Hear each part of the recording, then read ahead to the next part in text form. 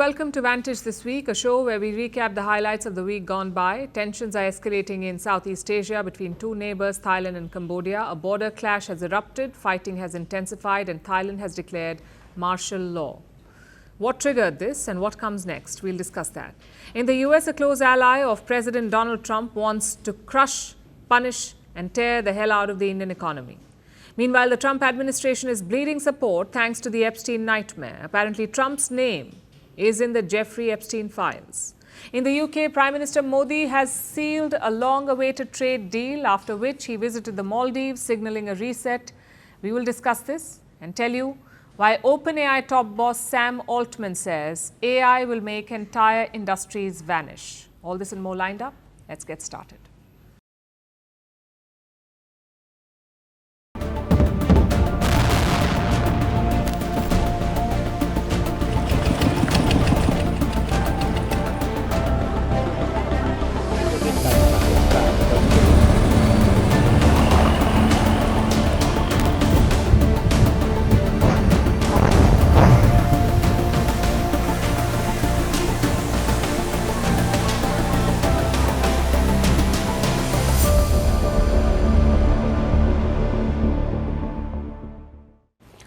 On most mornings, the Thailand-Cambodia border is quiet, but not today. The only sound echoing is that of gunfire. It's day 2 of the clashes between neighbours Thailand and Cambodia. It started off as a standoff, but now it has escalated into a conflict. Both countries continue to exchange fire. At least 16 people have been killed. More than 150,000 have been displaced. The border areas resemble a war zone. Schools are shut, shops are boarded, emergency shelters are overflowing. Fighter jets are flying over the area. Drone incursions have become common. And the Thai army is even releasing videos of its operations. One of them showed drones striking a Cambodian arms depot.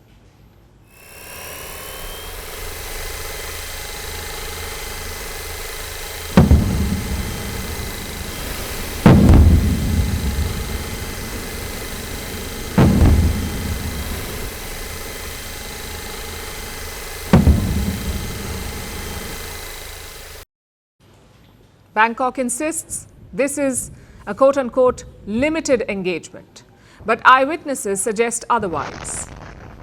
There is use of rockets, cluster bombs are being dropped, there's heavy exchange of artillery fire. Bangkok has declared martial law in some of the border regions. Thailand says Cambodia started it, but Cambodia blames Thailand for the provocation, and the deadly clashes continue. Cambodian forces continue to use heavy weapons and long-range weaponry, supporting fire to attack the front lines and rear areas, affecting civilians and humanitarian sites such as hospitals. Thailand's attacks are aimed at taking Cambodia land, which is another reason that I think the international community, as well as the International Court of Justice, can clearly see the purpose of the royal government of Cambodia in bringing this case to the court to solve. The acting Thai Prime Minister says the situation is volatile, one wrong move and it could lead to war.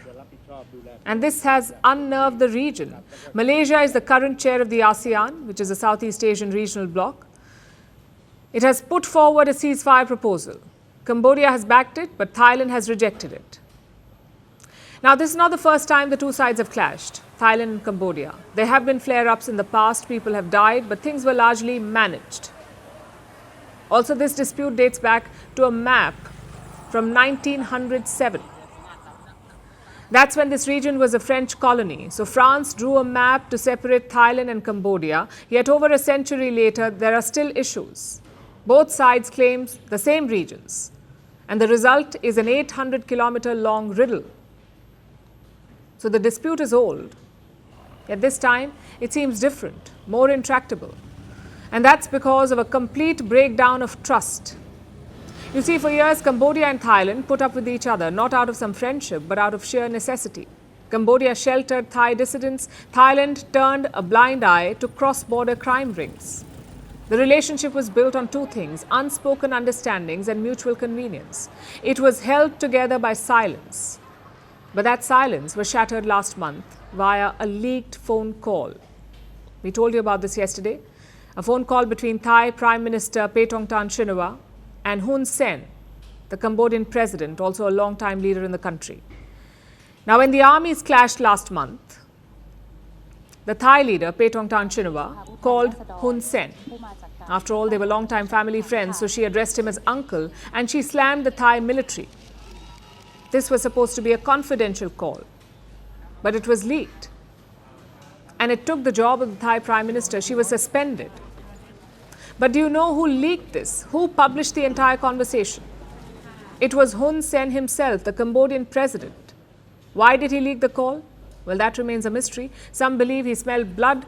The Shinawatra dynasty was struggling, so Hun Sen seized the opportunity. He used their fall to burnish his nationalist credentials. Others say that it was a strategic move.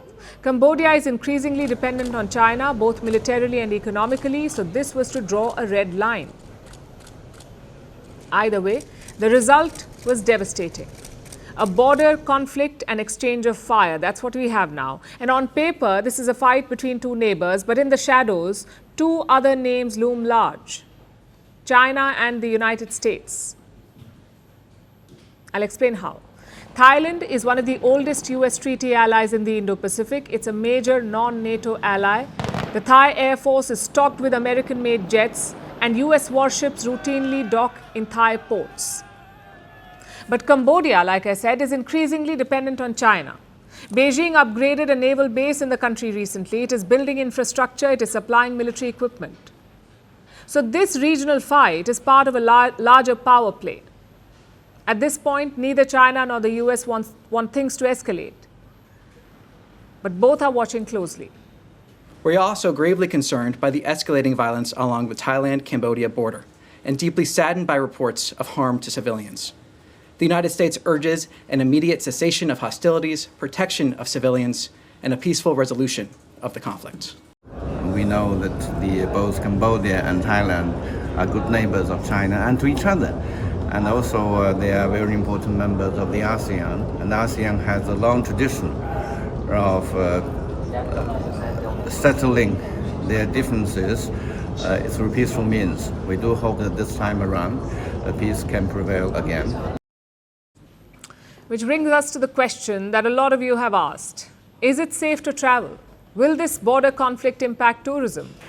Both Thailand and Cambodia are popular tourist destinations in Southeast Asia. Thousands of people travel to these two countries every day. So will that change? Well, for now, there is no such indication. Travel operations remain normal as of today. Both sides are asking citizens to avoid the border zones. However, tourists rarely travel to these areas. So it's not a big issue, at least not yet. But there is a catch. And Cambodia is feeling it first.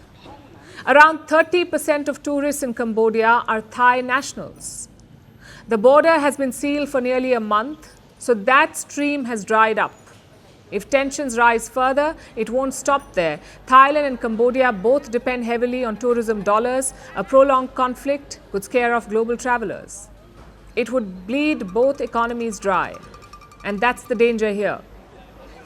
This is not just a border dispute anymore. This is a geopolitical flashpoint. And if cooler heads do not prevail, this could spiral into Southeast Asia's next crisis.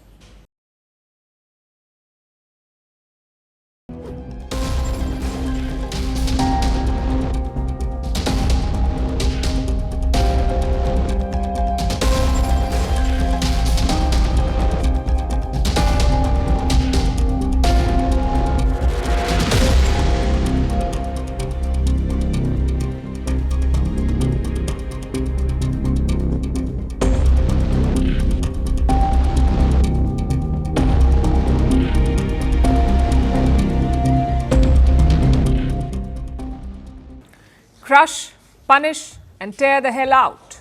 Pretty strong language, isn't it? Well, these are the words that a US senator used to threaten India. He wants to crush our economy. He says he wants to punish us. We expect this sort of language maybe from a Pakistani senator, but a US senator? And what exactly is going on here? The comments were made by Senator Lindsey Graham.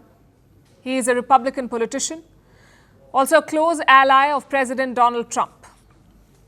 And he wasn't just talking about India. He was talking about countries that buy oil from Russia, mainly three of them, China, India and Brazil. These countries buy 80% of Russian crude. The American senator says this is blood money. He says we are propping up Russia's war machine. And his solution? To impose secondary tariffs on us. And listen to the language he used, I'm quoting. Here's what I would tell China, India and Brazil. If you keep buying cheap Russian oil to allow this war to continue, we are going to tear the hell out of you and we are going to crush your economy because what you're doing is blood money. Now, this is coming from a US senator, that too against a partner country. He wants to, and I'm quoting again, tear the hell out of India. He wants to crush our economy. And this conversation is not happening in a vacuum, by the way. This is not some one-off comment. Last month, the same senator proposed a bill. It called for 500% secondary tariffs on certain countries. Now, some quick context here. A direct tariff is imposed on the target country. In this case, it would be Russia. You impose a direct tariff on Russia. A secondary tariff is imposed on countries that buy from the target. In this case, anyone who buys from Russia. Of course, that does not include Europe. Europe gets a free pass. Europe buys lots of natural gas from Russia, yet they are exempt because the bill makes exceptions for countries that arm Ukraine. So if you give weapons to Kiev, you can keep buying oil or gas from Russia. You're exempt from the sanctions. You don't have to pay the secondary tariff. Earlier this month, President Trump backed this proposal. Instead of 500%, though, he said 100% tariffs. Trump gave the Russians 50 days, 50 days to strike a deal with Ukraine. If not, he threatened 100% secondary tariffs. We don't have an agreement in 50 days. That's what we're doing, secondary tariffs. And they're biting. And I hope we don't get to the point where we do. But we can do secondary. We're probably talking about 100% or something like that. So can you clarify? We can do secondary tariffs. So the senator's statement is not random. It has the backing of President Donald Trump. The question is, how should we see this? For starters, keep the threats to yourself. India is not Greenland or Canada. We are a proud nation. New Delhi has resisted Western pressure since the war started, and we will continue to do so. So Senator Graham should stay in his lane. He was elected by the people of South Carolina. Last we checked, that's not the front lines in Eastern Europe. As for Trump's threat, India is not worried. I spoke to India's petroleum minister last week. He said New Delhi has plenty of options. So we are buying 30% of our crude from Russia, and now the Americans have threatened secondary sanctions. What impact do you see on India's oil supply, and what is our backup plan, sir? Well, first and foremost, madam, I don't feel any pressure in my mind. And I don't think my boss's mind is wired to feel any pressure. And that's where I draw my strength from. During this period, India has diversified the sources of supply. And we have gone, I think, from about 27 countries that we used to buy from to about 40 countries now.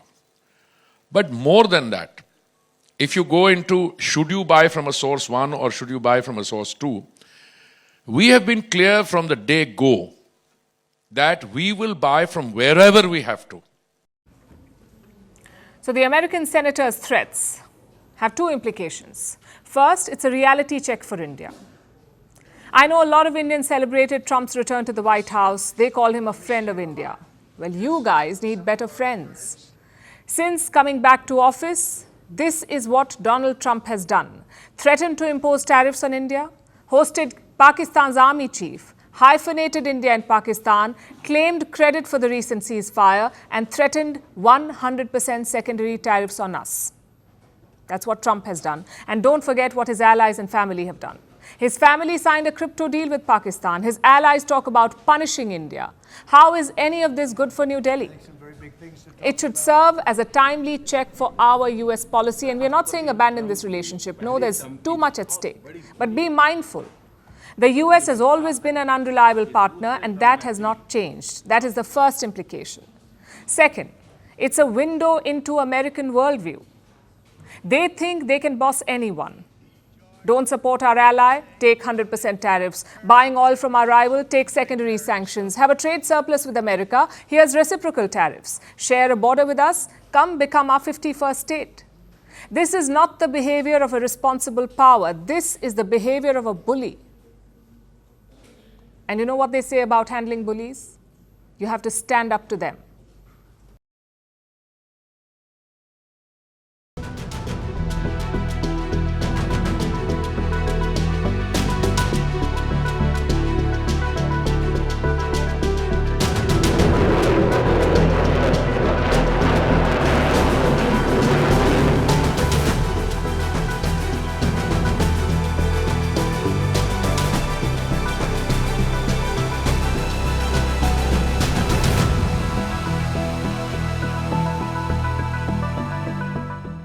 Everyone has a toxic relative. They're nosy, they're politically incorrect, also factually incorrect, but you can't call them out to their face. For India, that relative is US President Donald Trump. He's really testing New Delhi's patience. First, he claimed credit for the ceasefire with Pakistan. We've lost count how many times. Now he's hinting at mediation. As you know, that's a strict no for India. New Delhi says all issues with Pakistan are bilateral. So the US suggestion is an affront. It favors Pakistan over India. And these provocations have been relentless. Every week, Trump name drops India and Pakistan. So tonight we're taking a closer look. What has Trump been saying? Why is he doing this? And what's the impact here in India? Trump repeated his false claims yesterday as well. He says 5 jets were downed in Operation Sindoor. He also claims he ended the fighting. India, Pakistan was probably going to end up in a nuclear war if they kept, they shut down 5 planes in the last attack, and it was back and forth, back and forth, back and forth. And I called them and I said, listen, no more trade. If you do this, you're not going to be good. But they're both powerful nuclear nations, and that would have happened, and who knows where that would have ended up. And I stopped it. The voice is Trump's, but the words are Pakistan's. Because India has never said anything about 5 jets. We haven't put numbers to the losses, neither on our side nor on Pakistan's. So where did Trump hear this from? Most likely from Pakistan. Maybe during his lunch with Asim Munir last month, the Pakistani army chief. Some people would say this is classic Trump. Don't take him too seriously. He just wants the credit. But Trump is not stopping at the ceasefire.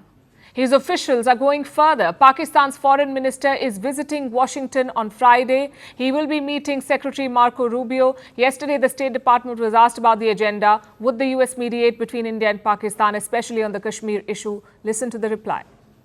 He, after stopping the war between India and Pakistan, he also offered to mediate on Kashmir. So I was just curious, what are your thoughts that, direct communication on India-water treaty, but what about Kashmir and the smile.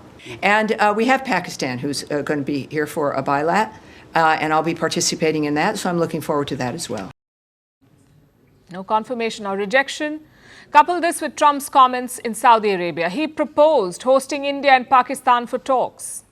In his last term, too, he offered to mediate. So there are 2 possibilities here. One, he doesn't know much about the India-Pakistan equation. After all, he called it a 1,000-year problem. So clearly his history is weak. He doesn't know that India rejects mediation. That is the first possibility. Or second, he doesn't care what India thinks. He just wants to play peacemaker. And frankly, I don't know which is worse, ignorance or affront. Either way, it stirred up a debate here in India. The opposition is demanding answers. They're asking questions about Trump's comments. They're also asking why Prime Minister Modi is silent. Prime Minister एक statement नहीं दे पा रहे हैं. Trump ने कितनी बार बोला है? 25 बार बोला है. ट्रंप ने 25 बार बोला है कि मैंने सीज फायर करवाया. ट्रंप कौन होता है सीज फायर कराने का? उसका काम थोड़ी है. मगर प्रधानमंत्री ने एक बार जवाब नहीं दिया. India's parliament is in session right now. The government has promised a discussion on Operation Sindoor. If it does happen, expect fireworks. Meanwhile, at the United Nations, there were fireworks. Pakistan is chairing the UN Security Council this month. They organized an open debate yesterday. A debate on what? Peaceful settlement of disputes. The United Nations Security Council did unanimously pass Pakistan's resolution, but the fireworks happened in between. Pakistani officials used the debate to target India. They compared Jammu and Kashmir to Gaza. And they rigged up the Indus Waters Treaty. I guess anything goes at this point. The Indus Treaty is a bilateral agreement. It was signed by the governments of India and Pakistan. But now Islamabad is trying to globalize it, just like they're trying to globalize Kashmir. And at the United Nations Security Council, they found support. Turkey also raised Kashmir during the debate, and the US boasted about ending the India-Pakistan conflict. Then it was India's turn to respond. The Indian envoy let loose on Pakistan. He said it was a country steeped in terrorism. The Indian subcontinent offers a stark contrast in terms of progress, prosperity, and development models. On the one hand, there is India, which is a mature democracy, a surging economy, and a pluralistic and inclusive society. At the other extreme is Pakistan, steeped in fanaticism and terrorism, and a serial borrower from the IMF.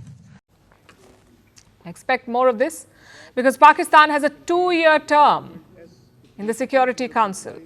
They will be on the council until 2027. So India needs to sharpen its diplomatic tools. We need to be ready for such games of narratives. The question is, can we count Trump on our team? A few months back, we gave you some advice on evaluating Trump. We said, don't look at his words, look at his actions. In this case, I know his words are bad enough, but let's also look at his actions. Last month, Trump hosted Pakistan's army chief at the White House. He tried to invite Prime Minister Modi at the same time, but the Indian Prime Minister declined. Before that, Trump approved military aid for Islamabad. Some $400 million to service their F-16 jets, the same F-16s that Pakistan used against India. And remember, the same Trump has cancelled $60 billion in foreign aid, but he kept the tap open for Pakistan. Then in April, Trump's family signed a crypto deal with Pakistan. After that, Pakistan has gone all in on crypto. So it's not just his words. His actions are also pro-Pakistan. In between, we saw one flicker of hope. The US State Department designated the Resistance Front. That's the group behind the Pahalgam attack. They designated it as a terror group, as India has been calling for. It's a positive, but it's not enough. As things stand, Donald Trump is certainly softer on Pakistan than India, and we'll have to see if others in Washington feel the same. India has enjoyed bipartisan support recently. If that also changes, alarm bells should ring, if they haven't already.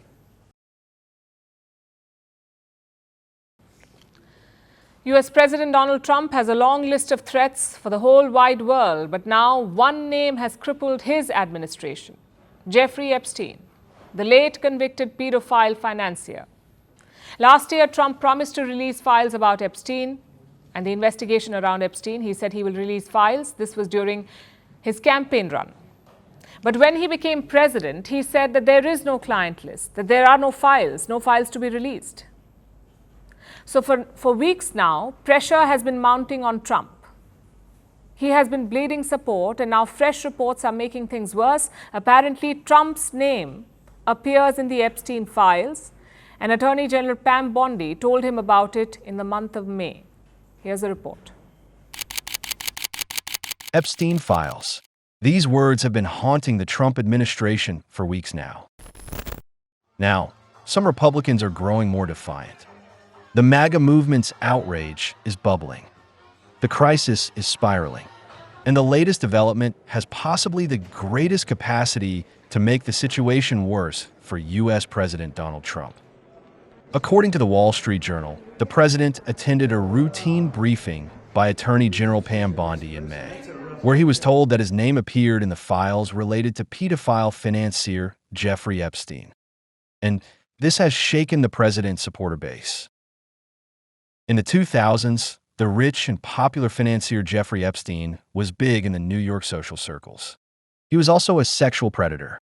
Allegations that Epstein sexually abused underage girls first surfaced in 2005. In the early 2010s, the accusations piled up. In July 2019, he was arrested under charges of sex trafficking.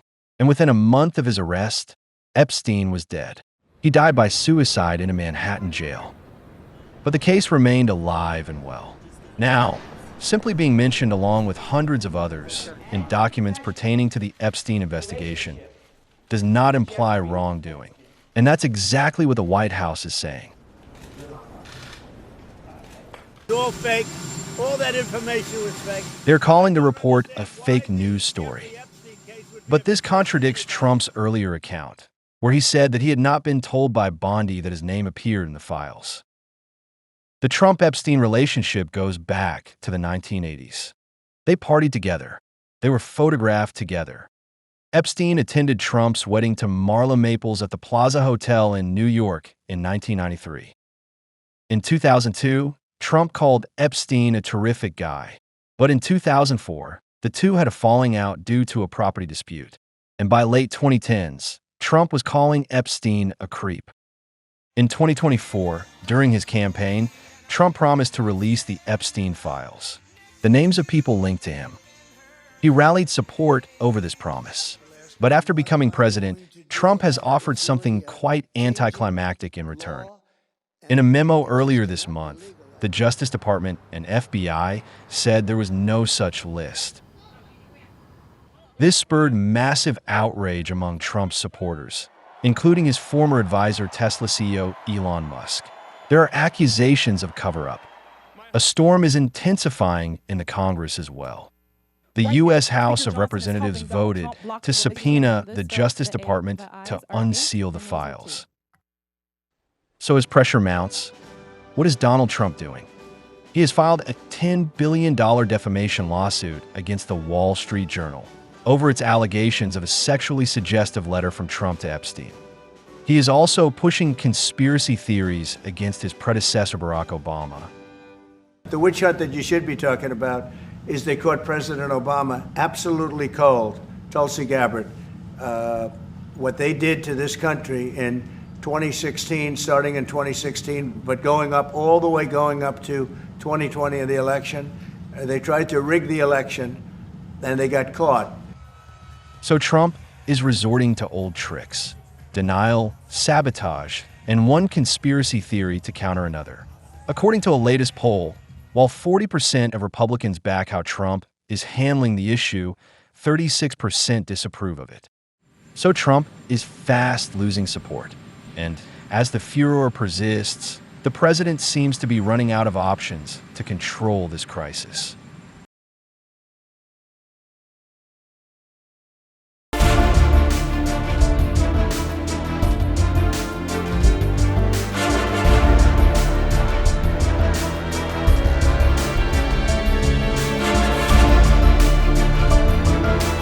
This is the biggest and most economically significant trade deal.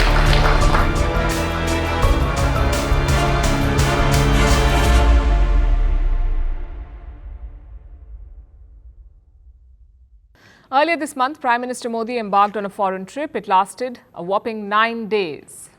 Right now, he is on another foreign trip, and this one is less than 24 hours. Such is the nature of diplomatic visits. I'm talking about the Prime Minister's trip to the UK. He landed in London yesterday evening. As always, the Indian community gathered to meet him. But there wasn't time for a lot of ceremony because this trip was about business. Prime Minister Modi was in the UK for the free trade deal. It was agreed by both sides in the month of May, and today this deal was signed. Take a look.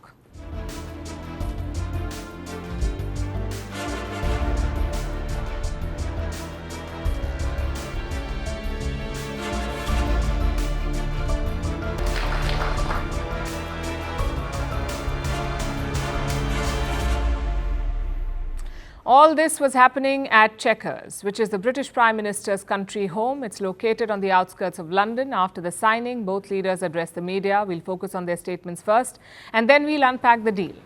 Prime Minister Modi called this trade deal a historic milestone. He said it would help Indian textiles, footwear and gems industry. After talking about trade, he veered to extremism. As you know, the UK is home to many Khalistani separatists, and Prime Minister Modi appeared to warn them. He switched to English to ensure that the message was clear. हम इस बात पर भी सहमत हैं कि extremist विचारधारा वाली शक्तियों को डेमोक्रेटिक फ्रीडम का दुरुपयोग नहीं करने दिया जा सकता. Those who misuse democratic freedoms, to undermine democracy itself, must be held account. Of course, he had to speak about cricket. India and England are playing in Manchester right now. Prime Minister Modi used cricket to define this relationship. जब भारत और UK मिले और वह भी test series के दौरान, तो cricket का उल्लेख तो करना ही पड़ता है. For both of us, cricket is not just a game, but a passion. And also a great metaphor for our partnership. There may be a swing and a miss at times, but we always play with a straight bat. We are committed to building high-scoring, solid partnership. UK Prime Minister Keir Starmer also praised the trade deal. He said it would generate investment worth $8 billion. And for him, this is quite significant. The UK had to reset its trade ties after Brexit. It had to go around striking new deals, and Starmer has got two now, one with the US and one with India. And he says the India deal is the biggest since Brexit. This is the biggest and most economically significant trade deal that the UK has made since leaving the EU. And I think I can say that it's one of the most comprehensive deals that India has ever done. So thank you, Prime Minister. Both leaders appear to have a good time, but I'll tell you who did not. The translator, at one point, she couldn't keep up with the British Prime Minister. That's when Prime Minister Modi jumped in. Listen to this. Apologies. ये India और यहाँ के consumer के लिए बहुत अच्छा रहेगा और ये दोनों देशों में जो बातचीत होगी, ट्रेड होगी, जो बढ़ेगा. Don't bother, we can use English words in between. Don't worry about it. Sorry, His Excellency, I've lost the speech. Yeah, no problem. Yeah. Sorry, do you want me to repeat? Yes. Yes, okay. I think we understand each other well. Now let's come to the deal. In one word, it's ambitious. Like all free trade deals, the goal is to reduce or remove tariffs to make sure that trade is free. Look at the numbers. Right now, our trade with the UK stands at $56 billion. This deal could add another $34 billion to it. That's $34 billion extra every year. The goal is to reach $120 billion by 2030 and $160 billion by 2040. Like I said, it's very ambitious. Here's how the deal will achieve that. 99% of India's exports have become duty-free, meaning zero or near zero tariffs. In return, India has cut tariffs on 64% of British exports. Our average tariff rate is 15%, or was 15%. It has now been cut to 3%. Lower tariffs will make products cheaper on both sides. Cheaper product equals more demand equals higher trade, and that is the logic behind such free trade deals. Certain Indian industries are poised to benefit from this, like gems and jewelry. Indian exports are projected to double in 2 years. They're expected to reach $2.5 billion. Another sector is garments. India faces stiff competition from Vietnam and Bangladesh, but lower tariffs will make us competitive. Right now, India makes up 6% of the UK's imports. It is projected to reach 12% in the coming years. Then you have engineering goods, things like car parts and machinery. This is also projected to double by 2030. The expectation is $7.5 billion. Finally, you have seafood. Right now, India makes up less than 3% of the UK's imports, which is around $100 million. This is projected to reach $200 million by next year, so it will double. Now, do you notice a trend in these sectors? They're all labor intensive, meaning they employ a lot of people, which is why this deal could have a multiplier effect. If the demand rises, producers will have to increase output. And to increase output, they must hire new people. Of course, it's not just about the producers. Trade deals also help consumers. So which British goods are going to get cheap? For starters, Scotch whisky. The tariff was 150% before the deal. Now it has been cut to 75%. So ideally, the prices should halve. Then you have cars. India used to charge 110% tariffs on British cars. They will now be cut to 10%, from 110 to 10% over 5 years. This will benefit the auto giants of Britain like Aston Martin and Jaguar Land Rover. The tariff cuts will also make smaller items cheaper like chocolates, biscuits and cosmetics made in Britain. As always, India has protected some items from the deal like dairy, oils and fruits. They are key to India's farming community and therefore they have been kept out of this deal. Beyond these details, there is a larger message here. And that is a commitment to free trade. In Trump's world of tariff and barriers, two major economies, India and the UK, have come together, not to complain of deficits and tariffs, but to vote in favor of free trade.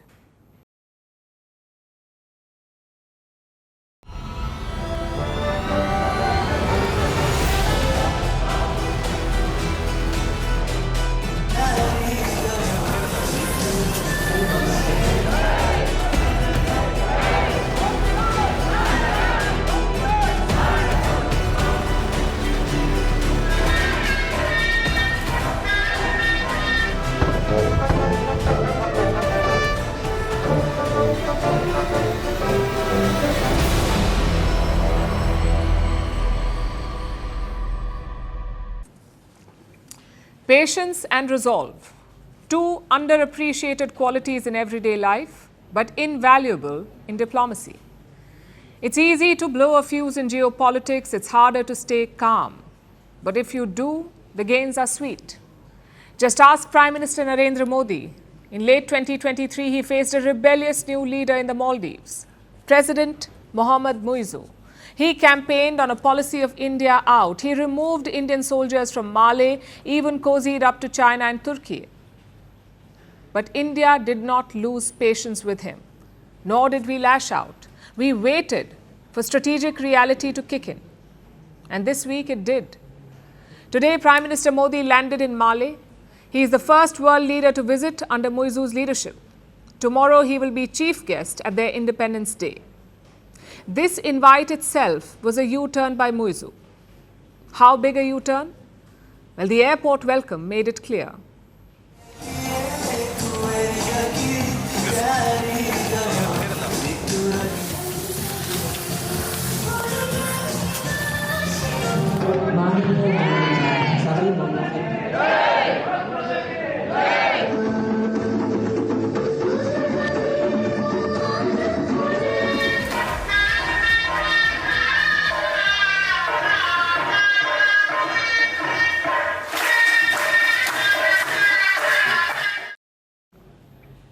Dance, hugs, ceremonial receptions. Clearly, Muizzu was pulling out all the stops and India reciprocated.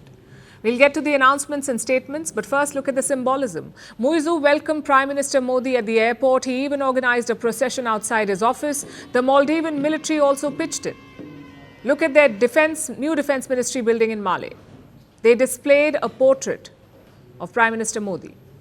All of this looked nearly impossible in early 2024. Maldivian politicians were mocking Prime Minister Modi. Indian tourists were boycotting the Maldives. Yet here we are, in the middle of a historic reset. Prime Minister Modi and Muizzu held 2 rounds of talks. First, they spoke one-on-one.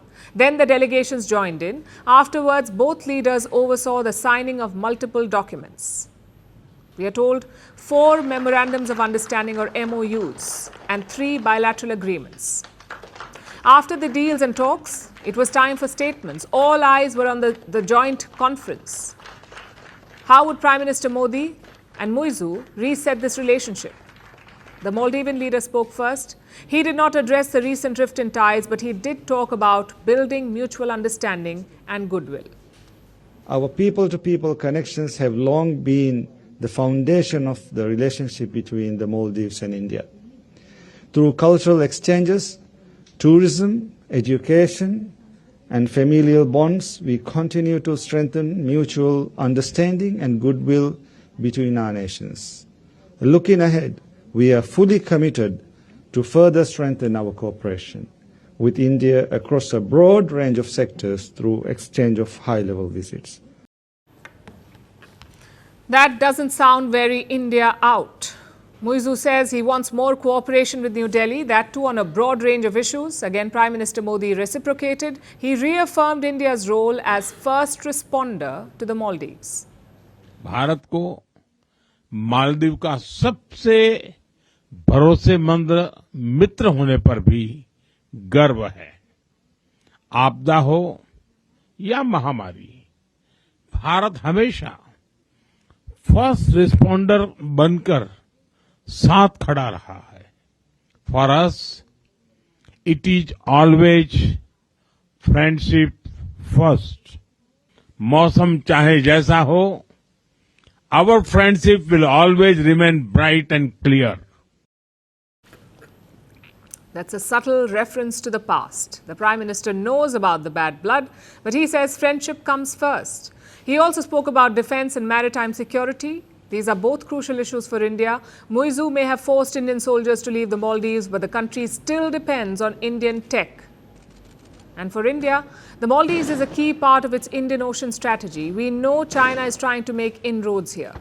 They have been sending spy ships to the Indian Ocean. So Prime Minister Modi made it a point to praise the defense cooperation. रक्षा और सुरक्षा क्षेत्र में आपसी सहयोग, आपसी विश्वास का परिचायक है। मालदीव की रक्षा क्षमताओं के विकास में भारत निरंतर सहयोग देता रहेगा। हिंद महासागर क्षेत्र में शांति, स्थिरता और समृद्धि हमारा साझा लक्ष्य है। The two leaders had a couple of joint engagements. They inaugurated a new defense ministry building in the Maldives. They planted a sapling together, and afterwards, Prime Minister Modi handed over a special shipment to Muizu. What you're looking at are medical kits. India calls them Bhishma Cubes. It's an acronym. Bharat Health Initiative for Sahyog, Hit and Maitri. Bhishma. These cubes have medicines and equipment inside. The idea is to speed up medical deployment. Because as you know, the Maldives is made up of remote islands. Not all of them have proper hospitals. Therefore, such portable medical kits are crucial. That wraps up the pictures and the symbolism. Now let's look at the takeaways. What has this visit delivered so far? India has announced a major line of credit for the Maldives. It's worth around $565 million. Another big announcement was on trade. India and the Maldives will start free trade talks. They will also look to sign a bilateral investment treaty. Again, this is significant because China and the Maldives already have a free trade agreement. It went into effect in January this year. On defense, India handed over 72 heavy vehicles to the Maldivian military, and on tourism, they agreed to boost exchanges, perhaps even increase direct flights. All these announcements only confirm what we already knew. India and the Maldives need each other. It's a geographical truth. Mohammad Muizu tried to ignore it for a long time. He tried to replace India with far-off partners, but in the end, reality hit back. And credit to India, because we hung in there. New Delhi was patient and mature enough to ride the storm. They ignored the media pressure, they contained the social media backlash, and today all of it has delivered.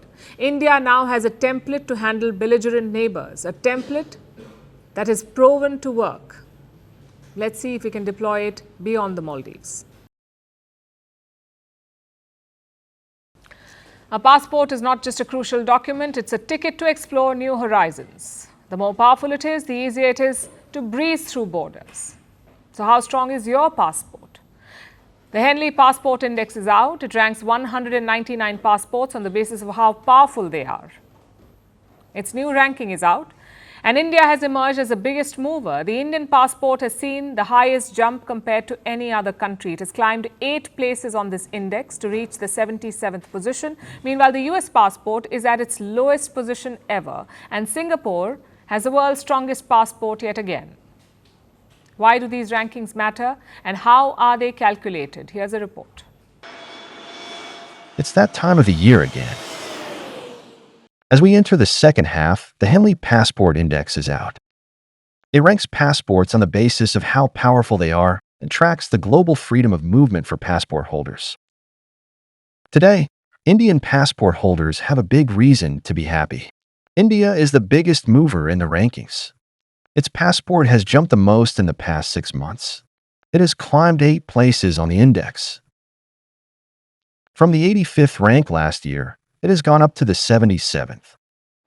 Now, Indian passport holders can travel to 59 destinations visa-free. Malaysia, Indonesia, the Maldives, and Thailand, among others, offer visa-free access to Indian passport holders, while countries like Sri Lanka and Myanmar offer visa on arrival. Over the past 6 months, India has added 2 new visa-free destinations. And this increase in access has helped boost its ranking. Because here's how Henley ranks passports. For every country that lets you enter without a visa, your passport gets a point. This applies to visa-free travel, visa on arrival, visitor's permit, and even an electronic travel authority, or ETA, when entering the destination. So the easier it is for you to enter a country without applying for a visa, and the more the number of countries, the higher your passport is ranked. Henley calculates the points out of 227. Meaning for 227 different travel destinations. This is more than the number of countries on the planet, because it tracks travel to disputed territories as well. Henley ranks 199 passports, where multiple countries with the same score can get the same rank. In the latest ranking, Singapore has retained the top spot. It has the world's most powerful passport once again. And Singaporean passport holders enjoy visa-free access to 193 destinations worldwide. So it is not surprising that Singapore doesn't just hand out passports to foreigners like candy. Singaporean citizenship requires at least 2 years of permanent residency, a review of economic contributions and other qualifications, plus a compulsory national service for male applicants. South Korea has climbed to join Japan at the 2nd rank, with access to 190 destinations. Several European countries hold sway over the 3rd, 4th, and 5th positions. Meanwhile, the U.S., which held the #1 position back in 2014, is on the brink of dropping out of the top 10 altogether. It has slipped to the 10th place in the rankings. This is the lowest position ever for the country in the 20-year history of the index. And because multiple countries with the same score can get the same ranking, there are actually 33 countries that outrank the U.S. on the list. At the opposite end of the list stands Afghanistan at rank 99. It has visa-free access to just 25 destinations. Syria is at number 98 with 27 destinations, and Iraq is at number 97 with 30 destinations. So while some, like India, have reasons to celebrate, and some remain locked in lower ranks, one thing is clear. A passport isn't just a government-issued document. A passport can mean greater freedom to travel, more mobility, better economic opportunities, and even more personal security. After all, a powerful passport can mean the promise of a better life.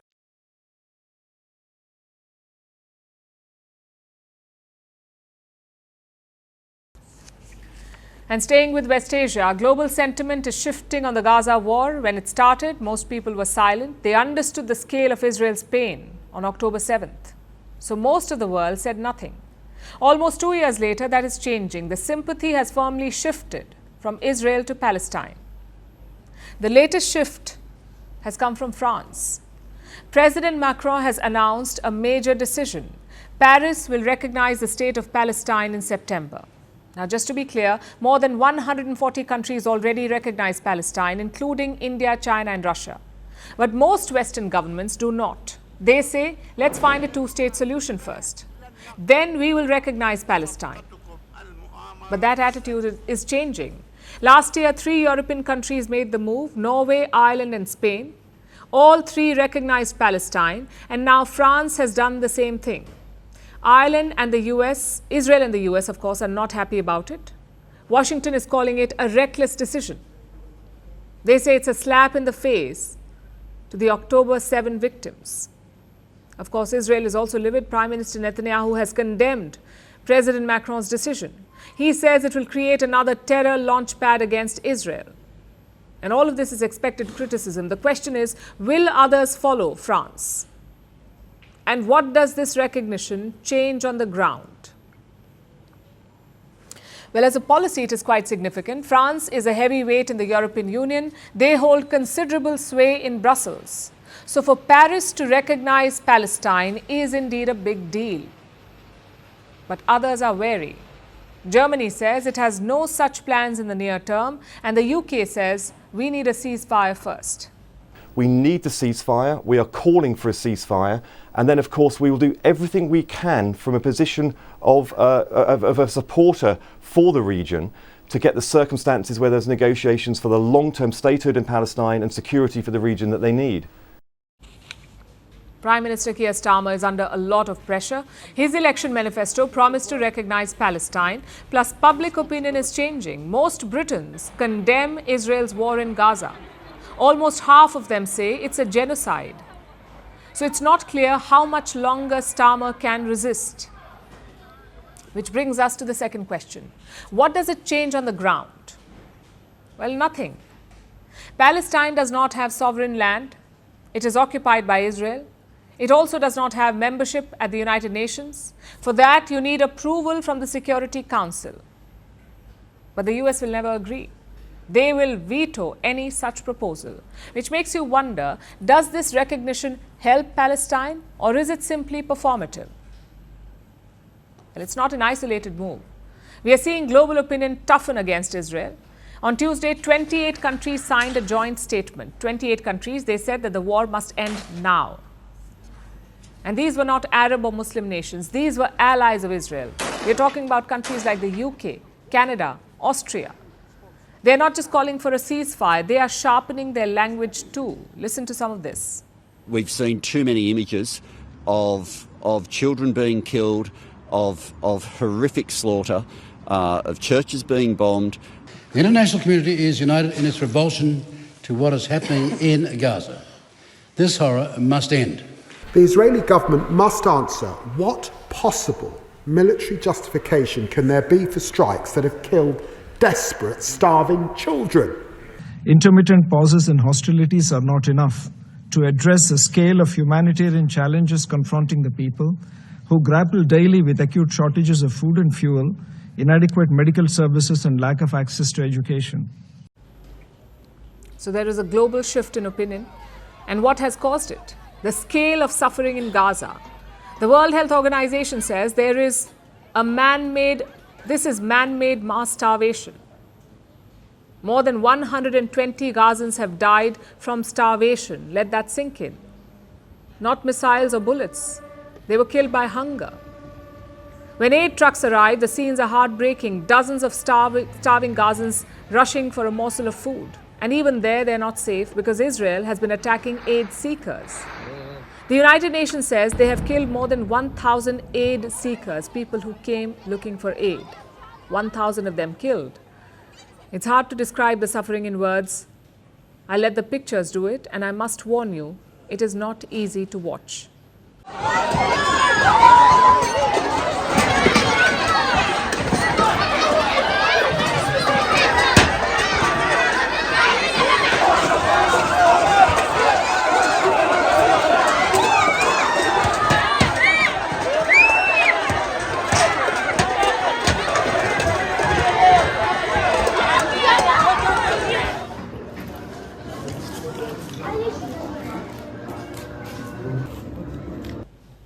If that doesn't change world opinion, I don't know what will. A lot of people say it is coming too late, that too much damage has already been done, and we get why. Nearly 60,000 Gazans have been killed in this war. Around 50,000 children have been killed or injured. 50,000 children. Even Holocaust scholars are speaking out. They say Israel is committing genocide. So it's easy to see why global opinion is shifting, but it does not seem to be worrying Israel. They have recalled their truce negotiators from Qatar. They say Hamas is not acting in good faith. And yes, there is some truth here too. Hamas may be emboldened by the change in global opinion. They may decide to play hardball. But even that doesn't give Israel the right to starve children to death. I know we talk about geopolitics as a game of realism, but sometimes it's not. Sometimes it's about compassion, grief, and sympathy.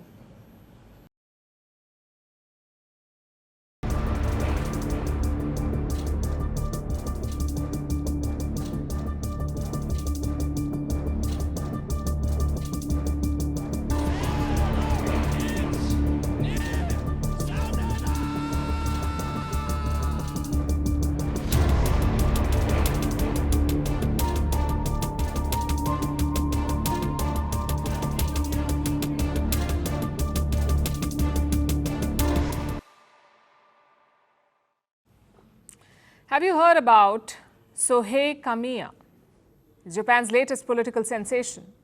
But his political career did not begin with victory. It began with rejection. Kamiya used to be an English teacher. Then for some time he worked at a supermarket. In 2012, he dabbled in politics. He was a member of the long-ruling party, the LDP. He contested the election on an LDP ticket. Former Japanese Prime Minister Shinzo Abe campaigned for him. But Kamiya lost. Now, 13 years later, his life has come a full circle. His new party, Sansedo, is shaking up Japanese politics. It wants to make Japan great again, and yesterday it made a dent. Japan went to polls on Sunday. The Sansedo party walked away with 14 seats in parliament. And the ruling party, the LDP, it lost its majority for the first time in 15 years. Prime Minister Shigeru Ishiba is on thin ice. So what happened? Why did the LDP stumble? Why is Sansedo resonating with the voters? And what does this political earthquake mean for Japan and the rest of the world? We'll start with the elections. On Sunday, Japan voted for its upper house. It has 248 seats in total. A ruling coalition needs 50 seats. And the ruling LDP was aiming to hold that line. LDP is a liberal democratic party. It has governed Japan almost non-stop since 1955. This is also the party of Shinzo Abe, Japan's longest-serving prime minister. But the ground has shifted, and so has the mood of the Japanese voter. In the upper house election that was held yesterday, we, the Liberal Democratic Party, LDP, have received an extremely harsh judgment from the people. The LDP needed 50 seats. They got only 47. So they were the biggest losers in this election. And who was the biggest winner? The Sansedo party. They have won just 14 seats, which may not sound like much in a house with 248 seats. But this election result is a seismic shift. Let me tell you why. Back in 2020, the Wuhan virus had gripped the world. Japan was under lockdown like most other countries. Public trust was crumbling. That's when Sohei Kamiya saw his opening. He turned to YouTube and he started talking. He talked about vaccine conspiracies, about shadowy global elites, and about what he called a silent invasion of foreigners. And the people of Japan listened to him. He called this movement Sansedo. In Japanese, it means do it yourself. And he offered a slogan, Japanese first. The Sansedo party wanted to make Japan great again, and that message hit home. Which brings us to this election, yesterday's election. There were three things in focus: economy, migration, or immigration rather, and identity. Japan's economy is in a rut. Inflation is biting, especially the rising prices of rice. Wages are stagnant. There's over-tourism, and it's overwhelming the locals. Then there's immigration. In 2024, there were 3.8 million foreigners or foreign residents in Japan. That's only 3% of their total population. But Japan, remember, has long been a closed society, so even this 3% feels like a tidal wave. And the Sansedo party has tapped into this sentiment. It rallied against cheap foreign labor. It called for a cap on non-Japanese residents in every city. It slammed Japan's loss of sovereignty, and in doing so, it gave voice to the frustration of many. I think the ruling party had great opportunities, such as Trump's outrage and the soaring rice prices. Had the ruling party resolved even one of these issues, their approval rate would have gone up. but we didn't feel anything, and it seems like the U.S. would continue to push us around. I think the government should tax people in a more effective way. It should tax the people who are earning a lot. For those people who are not earning much, it's best if there is a way for them to not suffer. So where does this leave the LDP, Japan's ruling party? For them, this is not just an electoral loss, this is political humiliation. Last year, the LDP lost control of the lower house, and now they have lost the upper house as well. Losing control of both houses of parliament makes governing a nightmare. Budgets get blocked, reforms are stalled, and you're negotiating with the world on a weak footing. Japan faces 25% trade tariffs from the 1st of August, so it is racing to cut a deal with the US. Prime Minister Ishiba hoped to go into those talks with a strong mandate.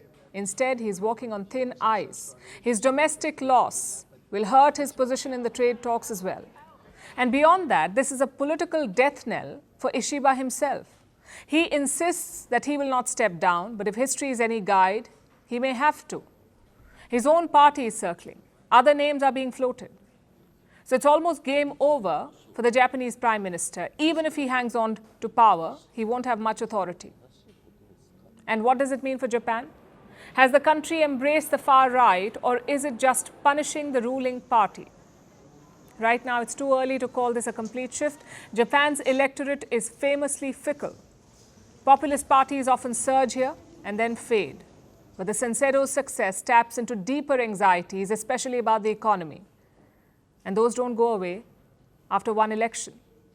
And more than that, this is a mandate against the ruling party. Japan thinks that the LDP has failed, and that anger reflected at the ballot box. So for now, a YouTuber has hijacked Japan's politics, and the party that has run the country for 70 years has some serious soul searching to do. You all heard the warnings before. Artificial intelligence is coming for your job. It's going to wipe out entire industries. It'll replace everyone. All of this sounds very dramatic, sometimes even apocalyptic. But there's no stopping the warnings, it seems. This week, that AI doomsday bell was rung again, and this time by OpenAI CEO Sam Altman. He's in Washington, D.C., attending a conference by the U.S. Federal Reserve, and there he made some interesting comments. Only 5 years ago, AI was still thought of as something that was in the distant future if it was going to happen at all. And even 2.5 years ago, which was right around the time ChatGPT launched, it still hadn't moved past the sort of nerds in Silicon Valley. ChatGPT launched on November 30th of 2022. That was even before GPT-4. And since then, the progress has been quite rapid. Prediction 1, certain job categories will vanish due to AI. That's what Sam Altman says. Once AI comes, some jobs will cease to exist. And he has even given some examples. He talks about jobs like customer service and hotlines, basically your call centers. They will go.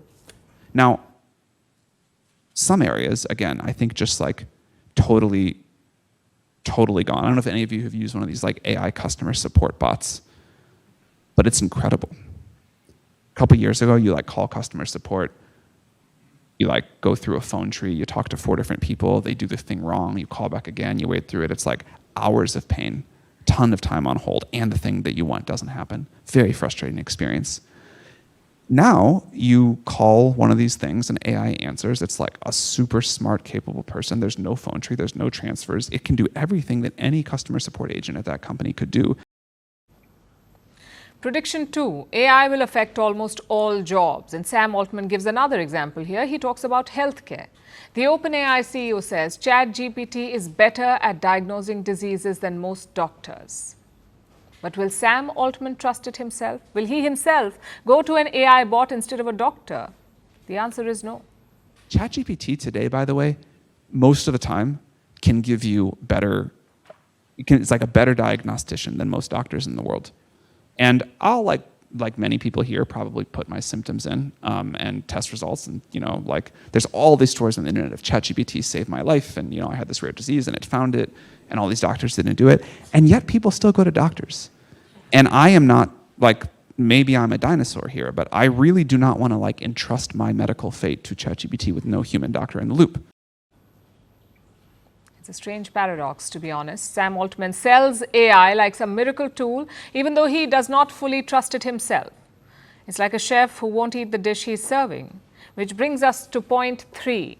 Altman says AI is enabling bad actors. So the world is on the edge of a fraud crisis. The OpenAI CEO believes AI is increasing fraud, and it's time institutions did something about it. Right now it's a voice call, soon it's going to be a video FaceTime. It'll be indistinguishable from reality. And teaching people how to authenticate in a world like that, how to think about, the fraud impacts, this is a huge deal. That might be something we could think about partnering on, the identification of those hallucinations or the intentional impersonations. I think would be a really beneficial thing to engage in.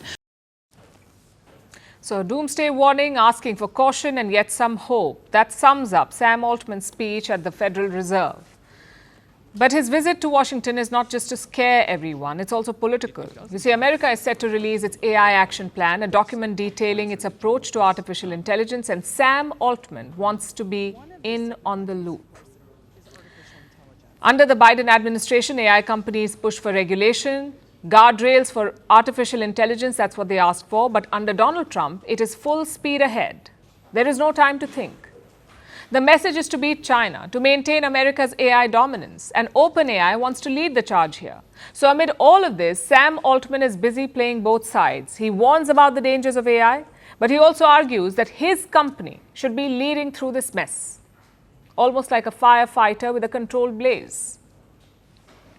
And here's where it gets ironic. Altman warns of a world where AI is doing everything, yet his own mega AI project can't seem to do anything. I'm talking about Stargate. Last year, Sam Altman teamed up with tech giants or companies like SoftBank and Oracle. It was to launch the Stargate project. The whole thing is worth $500 billion. It was supposed to create 10,000 jobs. Turbocharge innovation in the US, cement US dominance in the AI race. That's what they promised. Donald Trump even hosted Altman and other tech leaders in the White House. He announced this plan with a lot of pomp. But now it is stuck.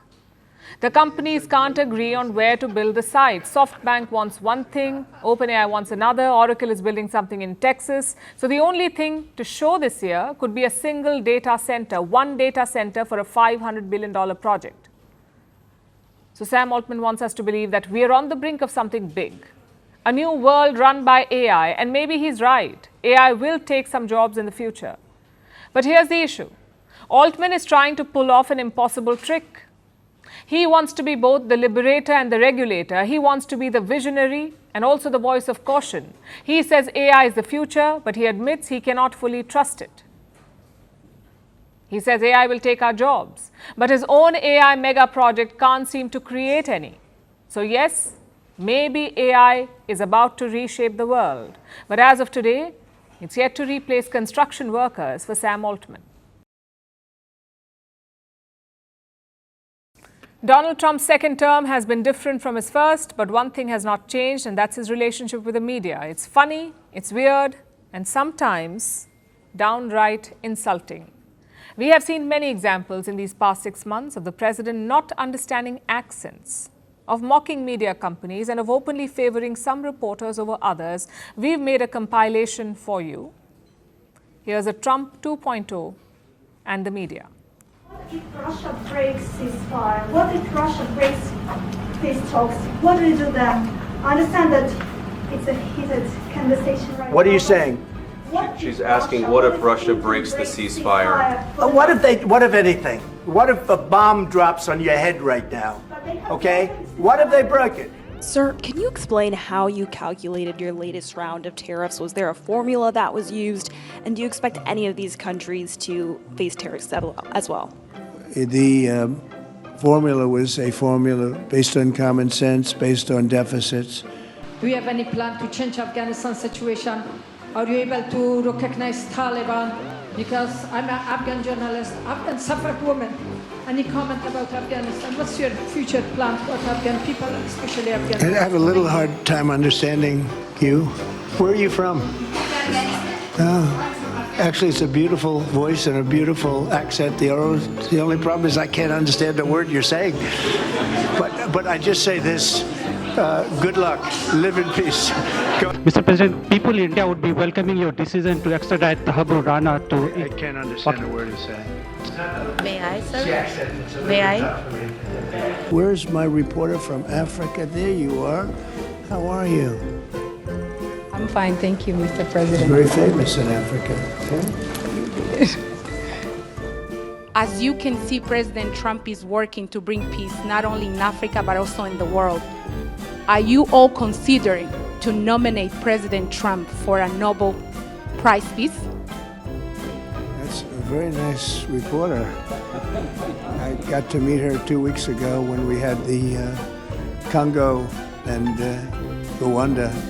And we had some other people up from Africa. And